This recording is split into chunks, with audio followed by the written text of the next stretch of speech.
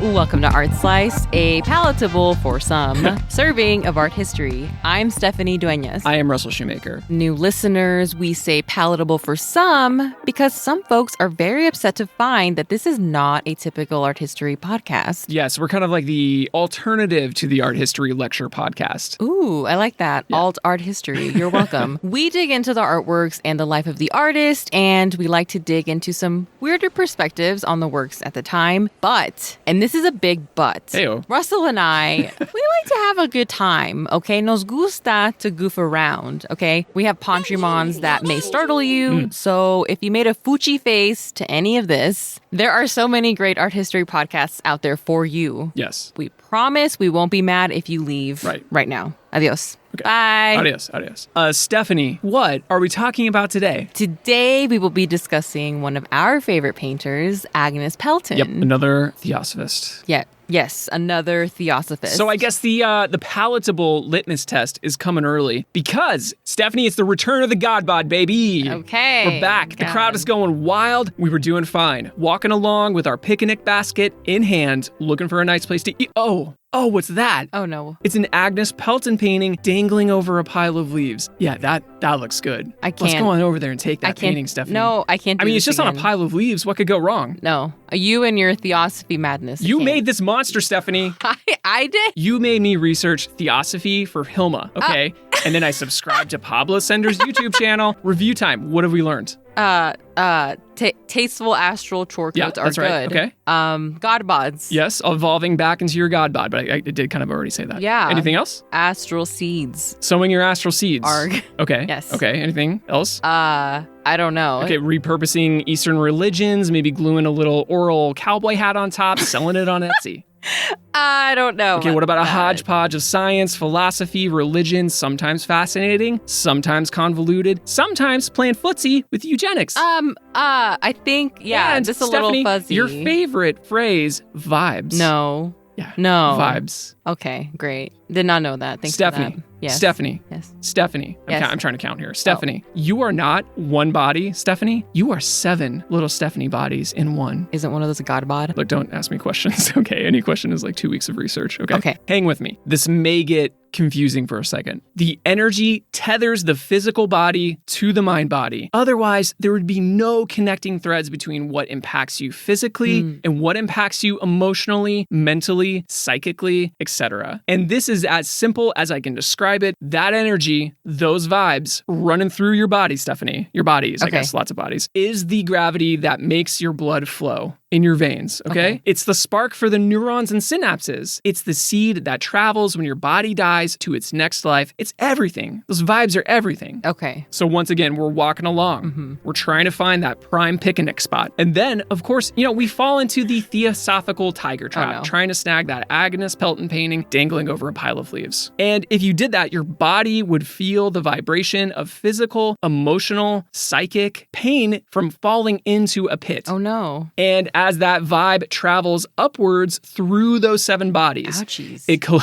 it collects feelings, impressions, experiences, and then it tumbles back down, right? It tumbles back down into your thoughts. And as it does so, it takes on colors, it takes on shapes, and it takes on a form, a very specific form. Okay. And that form projects from you to a liminal world that few can sense, but even fewer can see. Oh. So when a clairvoyant looks at you, Stephanie, right in the eyes, with those dead yoga eyes, they are not only looking at your physical body, but those emotions, that energy, that vibe, those thoughts that have formed into colors and shapes floating in this dimension all around you. Okay. And depending on how evolved you are, Stephanie, where you're at with your walk with the God bod. That's personal. You too can start to see those personal feelings and forms that have taken shape all around you. And I think a lot of what Agnes Pelton is painting is kind of based on this idea here. Okay. Yeah. I can see that. Yeah. So listeners, Agnes is frequently compared to Hilma af Klint because of her interest in theosophy, but She's also compared to Georgia O'Keeffe for her interest in the desert, but Agnes is uniquely her own. I honestly see more of a comparison to Charles Birchfield. Oh, yeah. Well, he and Agnes have at least one formative connection, which we will get into. But like Birchie, Agnes is also hard to describe in just one piece. So today, we will be discussing tres works that she made during her time in the desert. So let's just get into it because it has been a long enough wait already, listeners. As always, you can find all the images we are going to discuss on our website at artslicepod.com or some on our Instagram page at artslicepod. We also cover another Agnes Pelton painting, one that we absolutely loved but could not fit into this episode. The future is on our Patreon page, so after you're done with this episode, go check that out.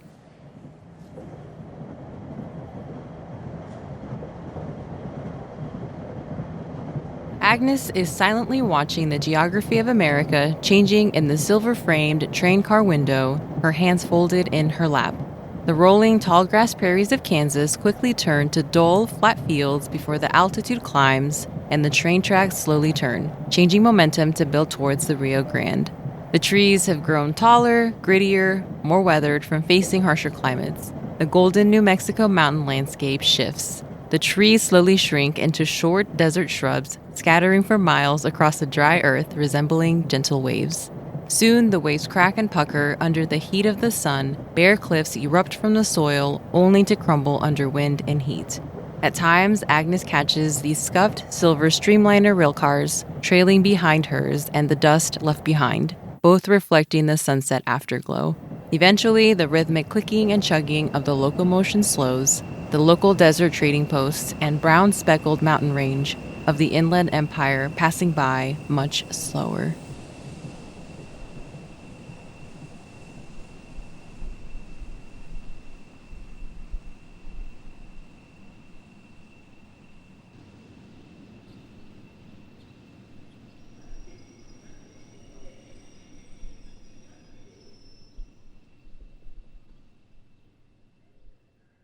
This was an entirely different world. Agnes was no stranger to being a stranger in places that she had never been, while the great majority of her adult life was spent in the orbit of New York City. New York City. New York City. She had traveled to so many different climate and cultures like Hawaii, Syria, Lebanon, Georgia, not that Georgia, Greece, and Italy. She had also found time to escape from the crowded East Coast to the spacious westernscape of Taos, New Mexico, and the lush hills of Pasadena, California.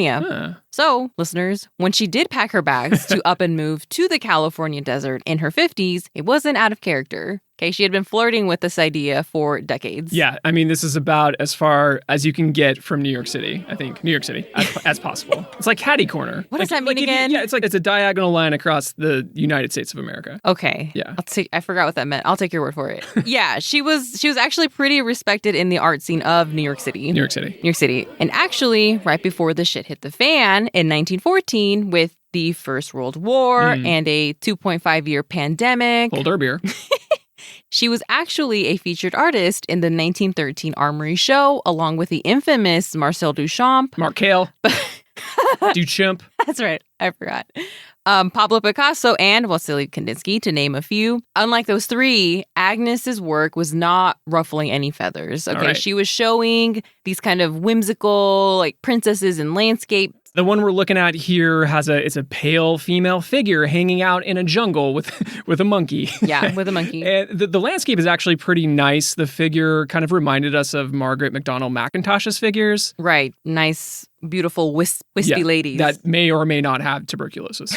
Right. Nonetheless, Agnes was doing what was so hard to do, which was to sell your work to make a living. Yeah. But there was always something in her that just wasn't settled. Okay? And over the years, she changed as a person, as we do. Maybe New York City was too materialistic for her. It was too busy, maybe too dirty, or maybe she had caught the bug for that Western sunshine during her travels. Maybe her lungs could breathe for the first time. When she left New York. It's like, oh, this is what air tastes like. What? Or wait, it doesn't. This air doesn't taste, so that's good. Don't taste the air. Whatever it was, when she first landed, or I guess stepped off the streamliner, I can imagine she looked like quite the outsider. Yeah, I mean, she's pale. She doesn't have that tough lizardly skin yet. No gun in a holster. Oh my God. No cowboy boot with the little spur on it. Right. I think the cowboy boots is what maybe gave her away. Yeah. I mean, I can just imagine her walking the streets, just getting lost. Skin burning. Probably.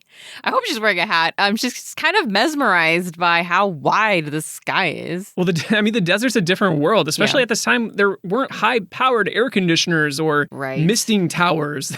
Oh, right. I forgot about outside of the Starbucks. Right? You have to account for the sun's pace and movement. Well, for Agnes, this pace, this slower way of living suited her, and it suited her artistic practice. Listeners, like Hilma off Klint, Agnes made work to pay the bills. Okay, she made landscapes and portraiture commissions, but her life's work were paintings that would go mostly unnoticed. She wasn't hiding them from the public, but she knew that they weren't going to be flying off the gallery walls in some rural town. It took years, but she had been slowly building towards these meticulous, incandescent, cryptic paintings. You can see her work evolve slowly over 5 years, but then suddenly there was this new depth to her work that is absolutely influenced by the desert. Yes, and you can first see this change in Sandstorm from 1932, which was one of the first paintings she made after her move to the desert was permanent. Sandstorm is a melding of her previous didactic, glowing abstract paintings and her first experience with a particularly strong sandstorm, a common desert occurrence where strong winds scoop up loose sand and Scorpions, dust from that dry desert soil. Desert shrews. They're all floating around in there. Yeah, for sure. I mean, it looks like a sandstorm. Yeah. The sun or the day moon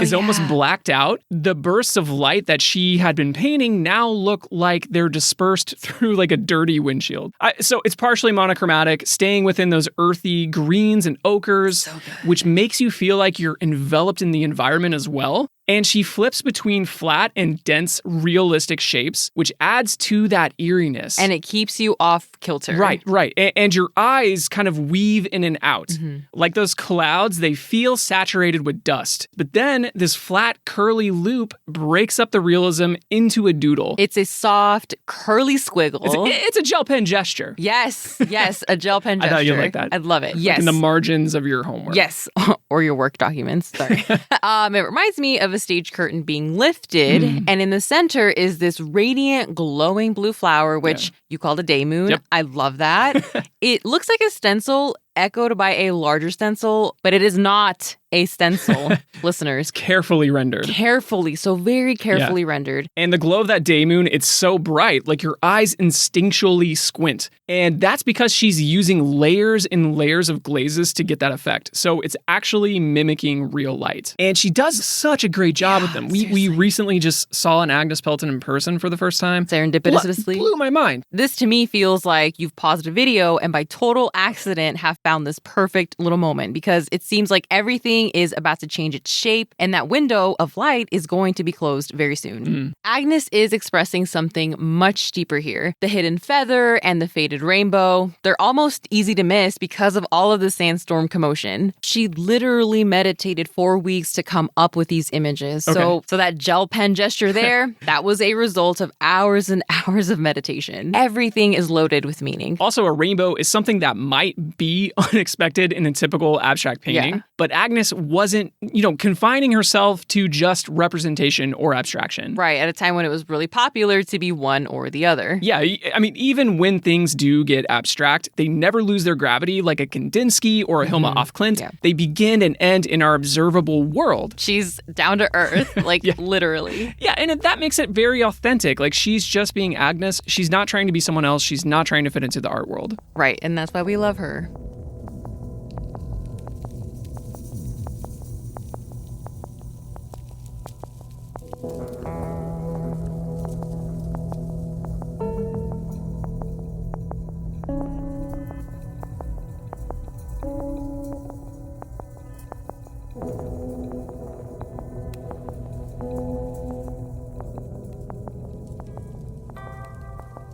Agnes was born an only child to American parents in Stuttgart, Germany. Florence, her Brooklyn-born mother, studied piano at the Conservatory of Music, while Agnes's papa, William, was a Louisiana sugary refinery heir. Of course. Of course. Definitely. Totally saw that coming. Yeah. Well, how about this part? He was into alpine mountaineering. Okay. He gets loaded up on the sugar and then just sets off into the... I almost I said sunset, but yeah, that works. Later, they also lived in the Netherlands and Switzerland, but as the years went on, little Agnes's health was worsening as she was frequently experiencing backaches. Right, because her father dressed her up as a little Sherpa and made her carry his backpacks up into the Alpine mountains. That's horrible. Well, that's why you have a kid, right? Florence decided it was time to go back to Brooklyn to live with her mother, Agnes's grandmama. There was this sex scandal with her grandma and a pastor back in the day. Mm-hmm. It was a big enough scandal that it actually made the New York Times. And was a shadow, I guess, that kind of followed her family around. Everything we read, everything we watched, everything we listened to, talked about this sex scandal for at least 10 minutes. We're not going to do that to you listeners. It's not that big of a deal. It was a huge elephant in the room, basically. She has to deal with that awkwardness. And then when she's 9 years old, Agnes's father died of a morphine overdose. Okay. Whilst living in Louisiana. Okay. This is not in the Alpine Mountains. Maybe he mistook the morphine for sugar. I'm guessing he's adding sugar to everything. A fine sugar. Add a fine sugar for my Brooklyn-born wife, Florence. Is he like Hillary Clinton with her hot sauce in the purse? Wait, with morphine? Sugar. Oh, okay. Gotta have a little sugar here. I shouldn't have put the morphine in the same bottle as my sugar. My heart is slowing to a pace that is just untenable. Okay. I do declare I can't go on. I think that's the chicken from Looney Tunes. I'm not sure that's a Louisiana accent. I don't know what that was. A rooster? I'm not sure what it is. We need to work on a southern accent. All right. So Florence is now a single mother, to support Lil Agnes and her grandmama. She starts selling that sugar morphine off to people. On the side. Making a lot of money. One of them's dead, though. Okay. Or maybe sleeping. I don't know if she had time for any of that, if I'm being honest with you, because she started her own music school in the house. Yeah, musician, Stephanie. Damn. Okay. All right. You might have a point there. All right. She was also taking in boarders. Okay. Okay. She was also, I don't like incriminating it. I don't know if that makes sense. Okay. Were they all laying around the house? I don't know. Kind of passing out? I don't want to think about it. I feel really bad for Agnes, if I'm being honest. Yeah, this is not a good situation for Agnes. Florence was also homeschooling little Agnes because she was too sick to go to school. Poor Agnes. Had to deal with the elephant in the room of the sex scandal. She had to deal with random boarders and drug people playing piano badly. Sugar addicts. Okay. So it doesn't sound like little Agnes was having a good time in this family. She was having kind of a shitty childhood. Agnes mentions that she was instructed to stay quiet. Okay. The one exception being when she practiced the piano. Oh, that's really sad, actually. Yeah. I'm trying to laugh, and that's really sad. I know. Pobrecita. So according to her, quote, from the time of puberty, I was much inclined to melancholy and tears, which was probably aggravated by being the only child in a household of deeply religious and perhaps unnecessarily serious people, end quote. I mean, just imagine like not even being alive for like a whole decade yet. You've lived all around Europe and then you're back to the US and you're constantly sick and you don't have any friends because you're homeschooled and then you're an only child. So she was super isolated and wasn't allowed to have any agency, it sounds like. She had to be quiet. But these little traumas, they have a way of unexpectedly showing up in the work that we make as artists. A few years later, Agnes followed her artistic intuition and attended the Pratt Institute in Brooklyn when she was only 14 years old, opening up a new world of possibilities for her. After finishing her studies, she assisted one of her professors, Arthur Wesley Dow, AWD, in his summer school in Ipswich, Massachusetts. A semi-rural East Coast town with like tall, beautiful trees and marshes. Yes, little beautiful bridges. Light. Yes. You can boats. Tiny little boats. Yes, just boats. Tied to the bridge like you aren't supposed to untie them. But you totally could. Anyway, go on. Okay. Just saying, if you want a boat, email me. I'll give you some coordinates. If you want a lot of boats. Okay. And I mean a lot of boats. There weren't that many boats. I mean a lot of boats. All right. We can definitely see why artists would flock there in the summertime. And if you happen to be there, AWD's house is still there. It's very black. It is black. matte black. Yeah. Yes. So Arthur Wesley Dow's instructions verged on the meditative and the spiritual. He was very progressive for the time. Quote, it is not the province of the landscape painter to represent so much topography, but to express an emotion. And this, they must do by art. end quote. Basically, opposed to the traditional, you better make it look like the thing it is. Yeah. AWD is saying capture your own experience in that landscape and let that guide the work. And you can see this resonate with his students, not only Agnes, but he also taught Georgia O'Keeffe. Birchie, Charles Birchfield from episode 12. So all three of them were inspired by nature, but they didn't just copy it. They turned it into a projection of their own inner experiences. Right. And that is a much more difficult path for an artist. Anyone can be taught how to make X. Yeah, but what you do with X, that's not something that you can master in a summer in a like little tiny cottage in Ipswich, right? It's actually like a lifelong pursuit. For O'Keeffe, she zoomed in so closely that flowers became these monumental landscapes. And then for Charles Birchfield, he painted the rhythms and the vibrations and even the moods of the forest around him. And for Agnes, just like the other two, it would be years before her vision became clear. But she first started with light. So Agnes traveled. She studied that light in Rome. She was probably drawn to Baroque masterpieces like those of Artemisia Gentileschi or Caravaggio. The murderer. Oh my God, I totally see that now. See? Like the glowing colors in the darkness. Right. Oh my God. They amped up the contrast to emphasize the glow of that light. I never thought. So Agnes's light is more electric than those two, but it's totally there. It's there. I would never put those two together. You can't unsee it now. I can't unsee it. You can't. This interest in light showed up in those wispy women of the vines, and it's funny how life works because those paintings caught the attention of collector Mabel Dodge, who invited Agnes to her ranch in Taos, New Mexico, opening her eyes for the first time to that sun-drenched western landscape. Wah, wah, wah.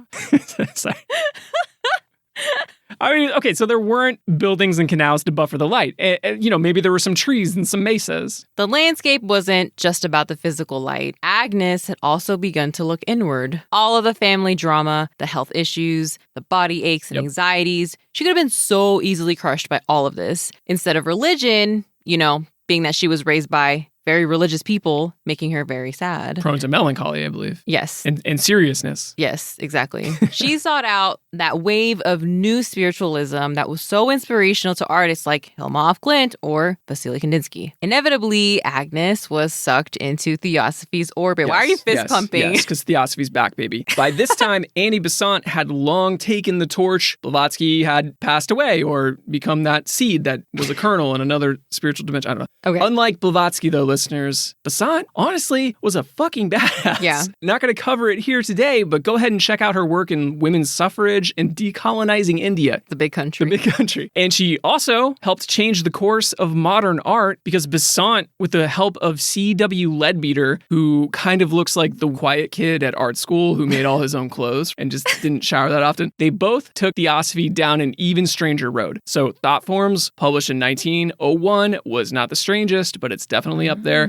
It contained visual examples of said thought forms, right? It's in the title. And those thought forms looked like what we might call abstractions. Yeah, this book even predates Hilma af Klint's abstract works. Absolutely. I mean, these were the first widely published abstract images. And look, were these capital A art history abstractions? No, technically no. But be wary of Fuchi-face art history gatekeepers who don't want to acknowledge Theosophy's influence on abstraction with a capital A. They just try to explain it away as not being intentionally abstract. Give me a break. Yeah, because while we don't know if Hilma had a copy, she probably did, honestly. She was running with that group, but we know for sure they were eyeball fuel for Wassily. Right. Thought Form's relationship to art is complicated and deserves an episode all on its own. Winky face. But just look at the examples that we've included, listeners. It's hard to dispute its influence. Yeah, Theosophy was already feeding the mind of many artists, but now Thought Forms was feeding the eyes. Yummy.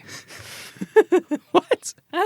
And Agnes was absorbing all of this. She spent a winter meditating, studying, and sharpening her spiritual faculties with other like-minded occultists in Pasadena, California. She just began to see the world in a different way, and it probably clicked with what Arthur Wesley Dowell was teaching her decades earlier, and it just crystallized in her work. Her canvases started to embody the sensory experience of living in the world as Theosophy saw it. Energy and atoms just pulsating through everything we experience, both the seen and the unseen. From that point on, there was just a slower burn to her paintings. You can see everything. Nothing is hidden. The compositions aren't crowded, but you need time to really digest it, to orient yourself. It was becoming clear that New York City maybe just wasn't the place for Agnes. So in 1921, when Agnes's mother passed away, it might have come as a relief. She no longer had the responsibility of being the only caregiver for her. Maybe she was just like, well, I'm single, I'm 40, don't want to mingle. It's time to downsize, save some money. Okay. So she does what most artists are not doing, and she's just like, peace out, Brooklyn. Peace out, career. And she moves into an abandoned windmill on Long Island, which she dubbed the Mystical House. It's actually still there today. A lot of sound healing going on in a windmill. Yes. Just saying. A lot of repetitious sounds. I mean... Does she have a bathroom? Is it working? I would love to see pictures of this place. Does she like put a brick in front of the windmill at night so she can get some sleep? I don't know. Okay. I have a lot of questions, actually. Yeah. I'd love to look into this. This is a big deal because she was essentially withdrawing from the mainstream art world. She still had her connections. She was still showing from time to time, but she was no longer chasing it.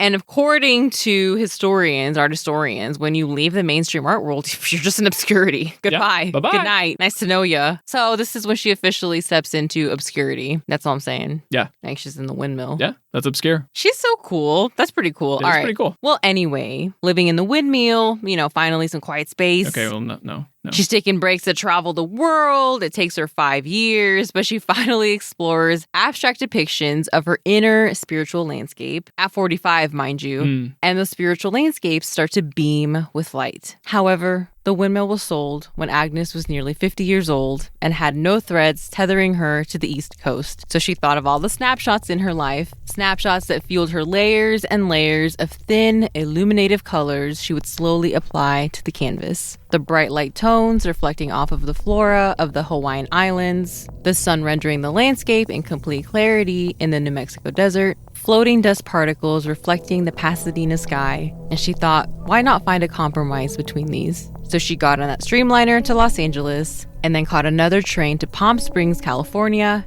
a man-made oasis in the harsh Californian desert, which was slowly becoming a popular vacation spot for Hollywood stars. And not being able to afford Palm Springs, she traveled 6 miles south to the tiny, affordable cathedral city. She wrote, "The vibration of this light, the spaciousness of these skies enthralled me. I knew there was a spirit in nature as in everything else, but here in the desert, it was an especially bright spirit."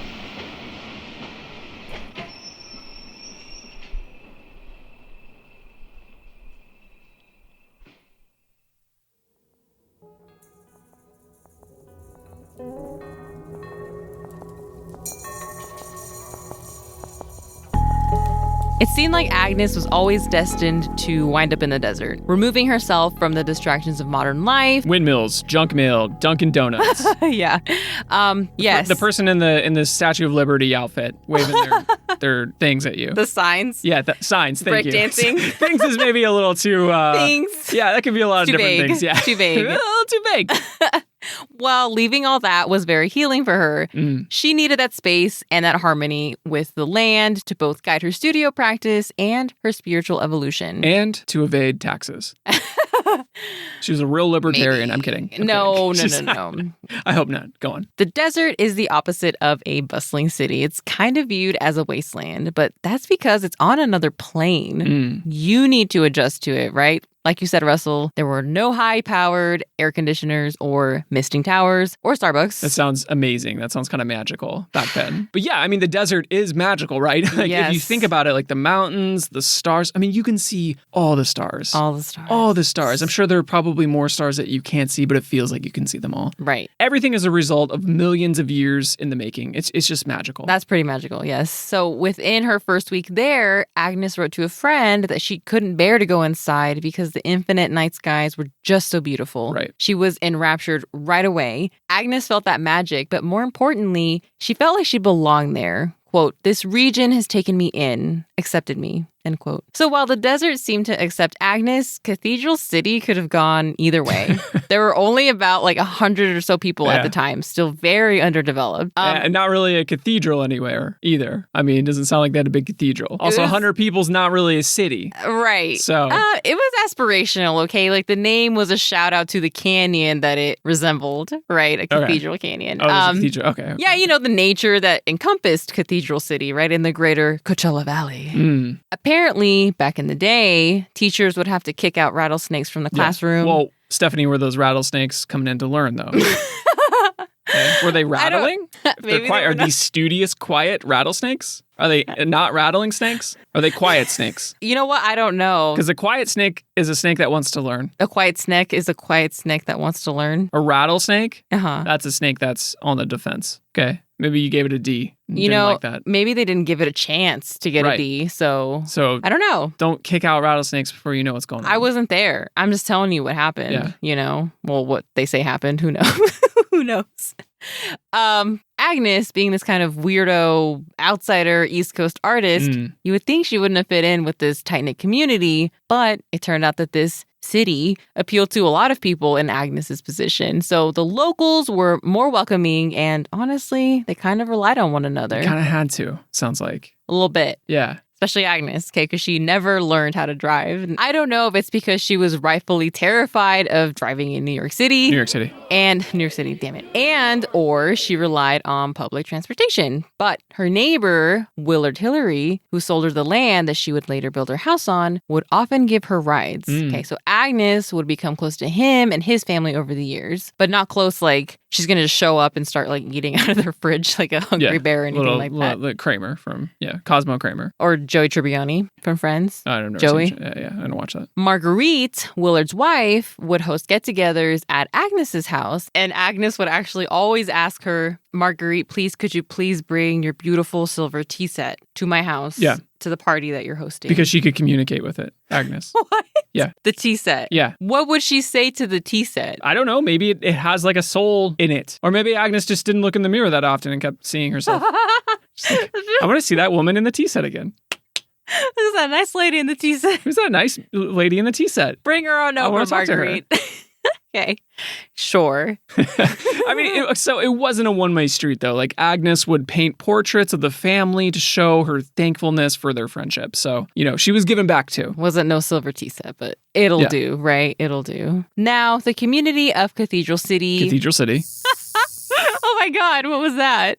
Cathedral City seemed to attract misfits that came from all over. There were neighbors like Christina Lillian, a costume designer from Kansas who made it big in Hollywood and retired at 35. She could have stayed in Hollywood. She had the dough, but she wanted to wear pantalones and she didn't want to raise a carnival. Okay. No payasos for her. Oh, okay. So there was even a budding artist colony for women that Agnes became a part of.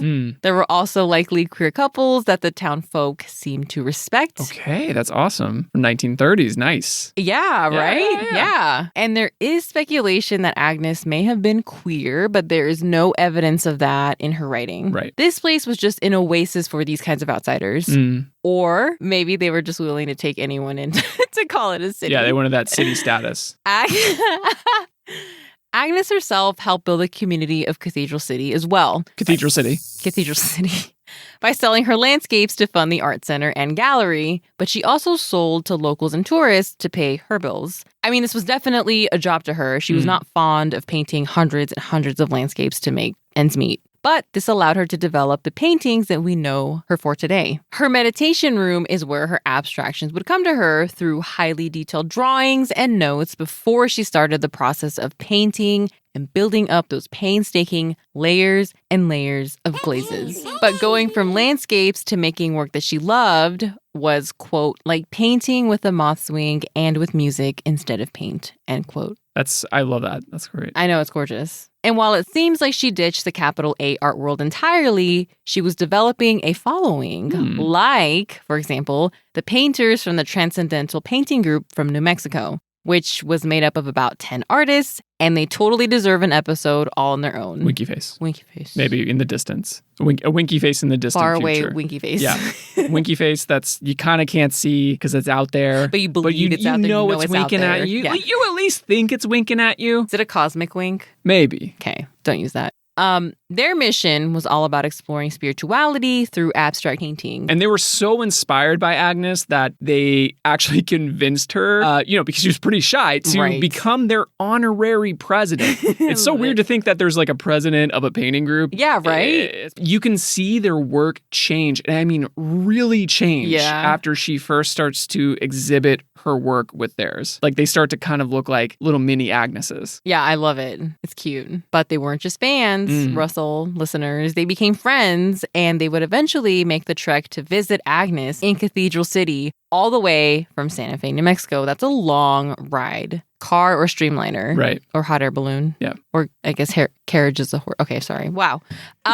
They physically traveled there, listeners. Okay, no astral travel, Stephanie? No. You sure about that? Absolutely. Maybe that's like a little bit like a FaceTime call. Can we astral travel first to make sure you're not like a psychopath? I don't know. They took chances back then. I don't know like what else they had. Anyway, doubting Russell, we have evidence. We have proof. There are photographs of them visiting Agnes in Cathedral City. Hanging out in the desert. They are. It's kind of cute. Cathedral City. But all of these good things didn't happen overnight. Like the desert, in a way, it was the result of many things. You can't choose your childhood, and changing your circumstances can be difficult and sometimes even impossible, but Agnes pulled it off. It took a long-ass time, but she built a life that made her happy. She wrote in her sketchbook a few days before she passed away that, life was really all about light. And she lived by it, from her home to her inspiration, right down to the countless layers of glazes on her glowing canvases. There they are, Stephanie. They're back. They've been pretty polite this episode, I gotta say. I'm gonna go feed them. Yeah, how about that? Vamonos, right? For me, all vamonos. Vamonos,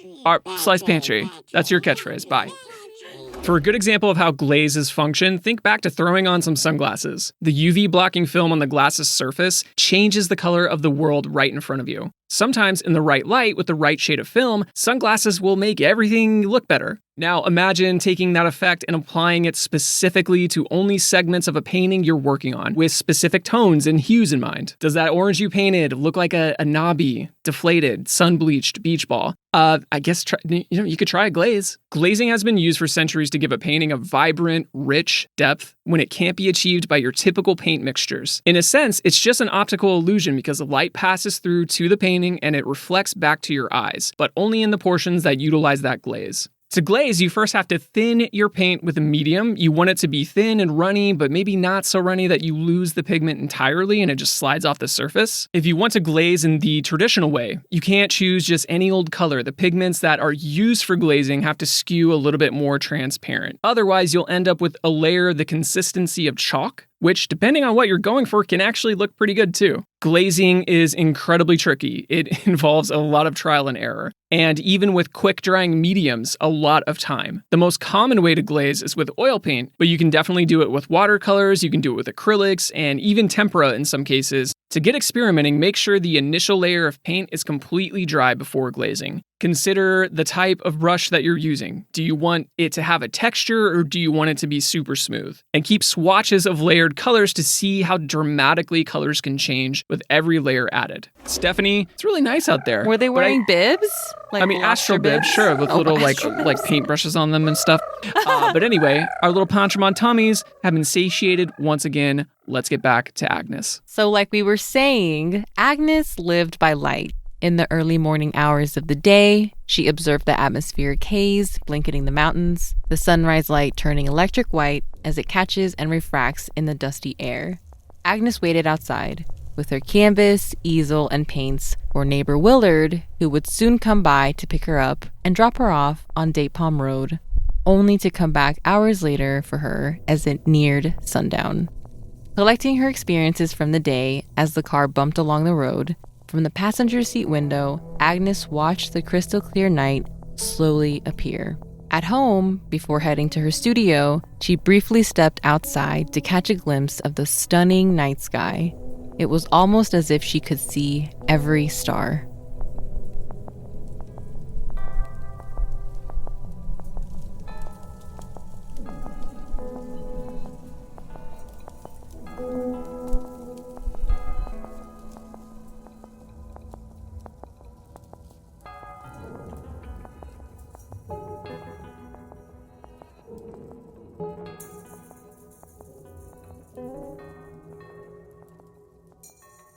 Stephanie, we're here. We're on the shores of La Isla de Artslice. All right. Before we returned to the Artslice Museum on top of the Artslice Hilltop, surrounded by the Candy and Condom Moat, Right. we had to hike miles of narrow switchbacks between crumbling canyons in the deserts, the hot desert sun. Wow. Until the path petered out and we were just, I'm sure you remember, but we were totally lost. Totally We were lost. lost. But then, Stephanie, do you remember the presence we felt watching down from above, taking care of us? It was several bighorn sheep. And they appeared and motioned us, kind of did this thing, to follow them. And they led us through a pathless valley of like cacti, wildflowers, coach whips, to a cliffside, ethereal thrift store, just as the sun had begun to set. Next to an elote stand. Yeah, ethereal elote. Yes, an ethereal elote, because I was hungry from all of that hiking. Obviously. I get Which grumpy. is where we found 2 Agnes Pelton paintings. Not at the elote stand, but in the thrift store. Okay. For a very reasonable price. And the clerks, after we checked out, they put it in a little baggie. It was also like packed well. Okay, It's an ethereal I was baggie. worried. Okay. But the clerks were kind enough to astral project us back to the shores of La Isla de Artslice, where we're gonna do something a little bit differently today. Stephanie? Right. Oh, sorry. I was still munching on my ethereal elote. In your mind, yeah. No, it really happened. Okay, all right. Just 'cause I didn't share this doesn't all mean it really didn't happened. I happen. don't even know why I just didn't realize you still had it. I can't see it. Exactly. It's just for me. Yeah. For me only. Anyway, we have Orbits from 1934 and The Blessed from 1941. We are going to put these 2 works up on the Artslice Museum walls, and we're going to discuss how and if they connect to one another. And of course, ultimately decide if they belong in the Artslice Museum. Of course. Often, Agnes's work visually bounces your eye around the composition, which in paintings like The Future or Sandstorm can actually move your eye away from the center of the composition. Right. Most paintings, especially around this time, they were just there to be looked at, Yeah. right? And these kind of reroute you. They're like a traffic detour.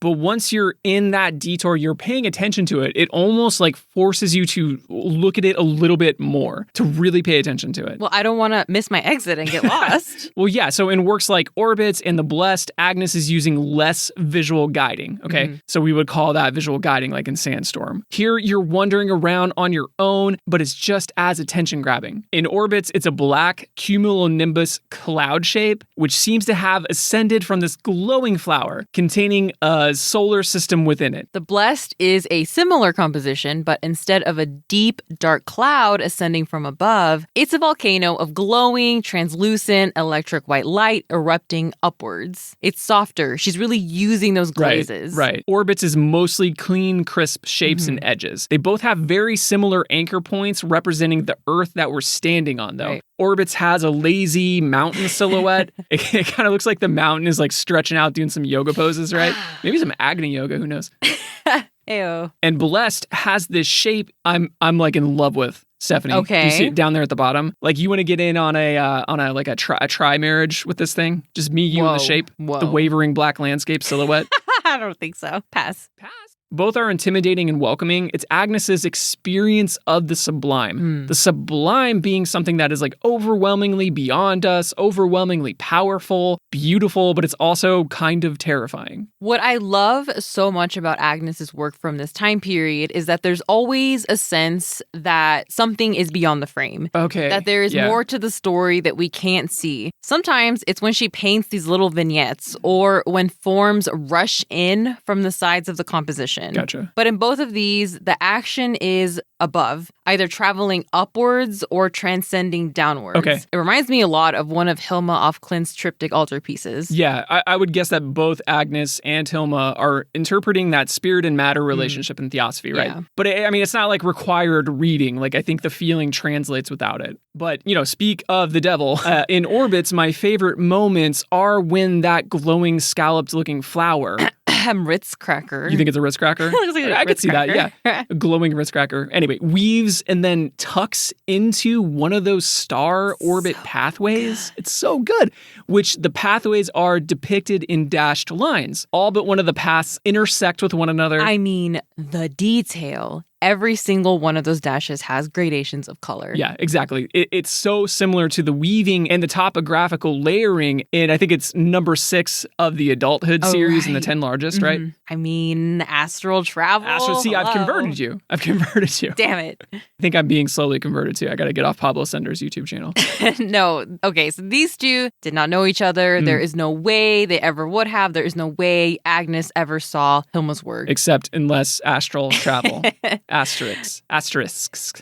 Okay. I can't say that. It's okay. Even the stars on those dashed pathways look a lot like Hilma snails traveling on their spirals. Yeah. Some dashed paths intersect, others overlap, some are closed loops. One is like this rebel, and it's totally open, it's totally away from the other groupings. Those pathways reminded me of Calder's mobiles, but flattened, and Giotto's comet flying over the Nativity. 3 artists separated by centuries. Yeah. It's just really great to see how artists interpret similar phenomena differently. How many points are on those stars, Stephanie? Oh, God. I don't know. One has 4, one has 5, one has 6. Okay, so the 5-pointed star is the symbol of the microcosmo, or microcosmos, Stephanie, which in theospeak illustrates the human's place in the larger spirit or the macrocosmos. Of course. Which is often illustrated by a 6-pointed star.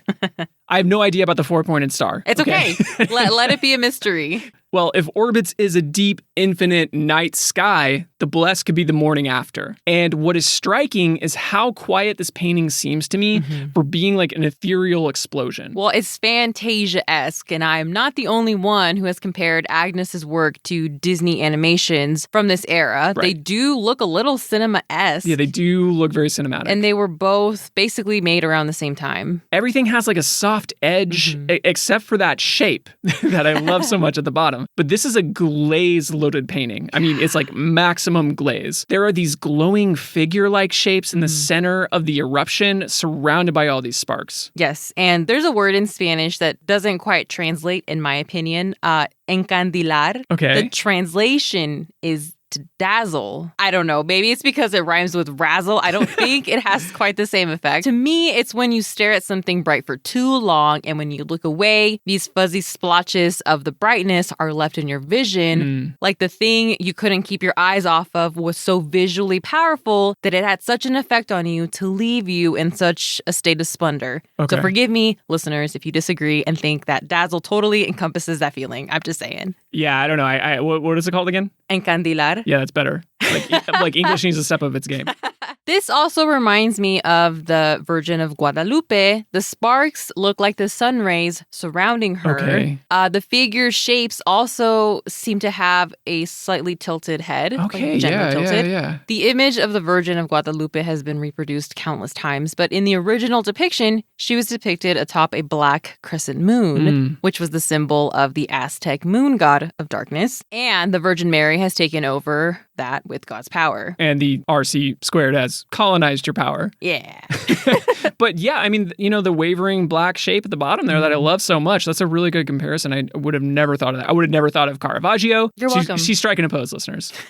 There's always a struggle between light and dark in her work. I think that's why we're so drawn to it. That tension. That tension, yeah. Obviously, Agnes is borrowing a lot from Theosophy and those other occultic readings, but she also has developed her own lexicon in a way. Yeah. That's why I said she reminded me more of Charles Birchfield. If you remember back to his conventions for abstract thought drawings, you didn't really need to see his lexicon to make sense of the work. But also, it brought a lot more depth to the work when you saw what it meant to him. You can do both. You can see what it means to you, and you can see what it meant to the artist. It would just be nice to see what these paintings meant to her. Right, which I think brings us to the idea that these shouldn't be interpreted literally. I think we read half a dozen books on Agnes, and that was the common refrain. Like, sure, we can bring in someone who is an expert in the occult and theosophy, but that doesn't matter. You can just enjoy them as they are. Well, to which, you know, we were both screaming like, No. Do you need that to enjoy the work? Of course not. You don't. Never read the plaque before you look at the work. Keyword before you look at the work. I would encourage art historians to not do a major disservice to Agnes Pelton or other occult artists. Do that research. Bring in those who have knowledge of what these symbols might mean. Don't just write it off. Imagine if we had no idea what was happening in Catholic paintings. Like, imagine if we didn't know who that guy that Enrico Scraveni, the payday loan CEO asshole. I mean, we would still be able to enjoy the works, but we would miss out on all that loaded detail. Artists can work didactically and emotively. It's not just one over the other. Right. And I think that is something that has delayed our Hilma 2 episode one of many things, quite a bit.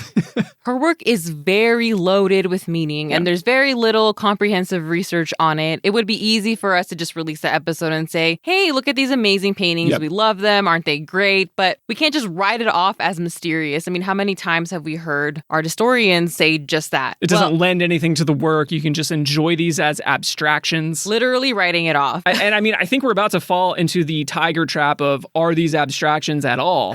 Which is a kind of a dumb argument, in my opinion. But maybe we should wrap this up before we fall into another pitfall tiger trap. So, Stephanie, are these going in the Art Science Museum? Let's do it at the same... Oh, okay. Well, yes. Yeah. Yes. I was going to say let's do it at the same time. Oopsie. Welcome, Agnes, to El Museo de Art Slice. Welcome. So I was unfamiliar with her work. Now she's one of my favorite painters. Like, honestly, I've been wanting to paint more because I've been looking at her works. I need to get back in the studio. You know what I love even more? What? Is that we keep saying this after every episode with every artist. Well, that's the good thing about like researching this in a different way. I feel like before, when I would research art history, nothing about that made me want to get in the studio. But now, every one of these makes me want to get in the studio. Same.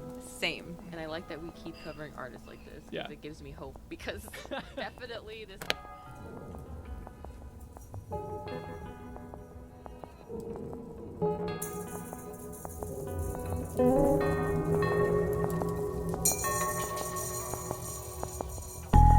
Art making can be a parasitic relationship. The artist makes, the collector collects, sells, or donates, getting their name on the wing of a museum and qualifying for tax loopholes.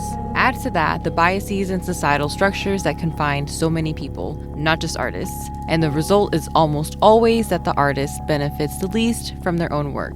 Agnes was no exception, but she wisely removed herself from the expectations and pressures of the art world, instead living a life that was deeply rewarding for her, investigating her curiosity with the universe and her spiritual place within it.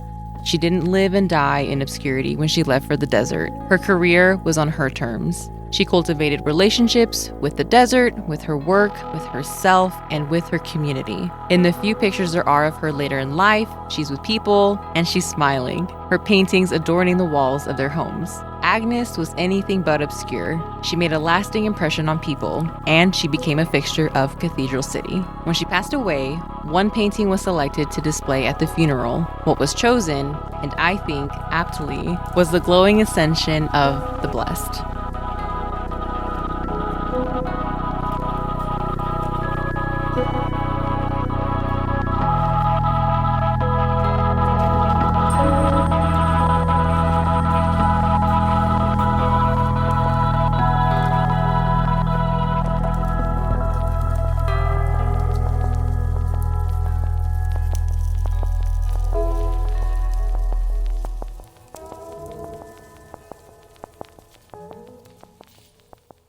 So listeners, that is going to do it for us today. The featured music today was Doug and Mike Starn from the album Public Private by Rob Lynch and Jonathan Hughes, which is seriously a great album. It's been one of my favorites recently. There's a lot of space and a lot of depth and layers to it. So if you're into Agnes Pelton paintings, I think you'll like this album. It's great. Pick it up. We will link them in the show notes. Don't forget to share the show with a friend, leave a 5-star written review on your pod player of choice, and join us on Patreon. And know your kid could not have painted that. Bye. Bye.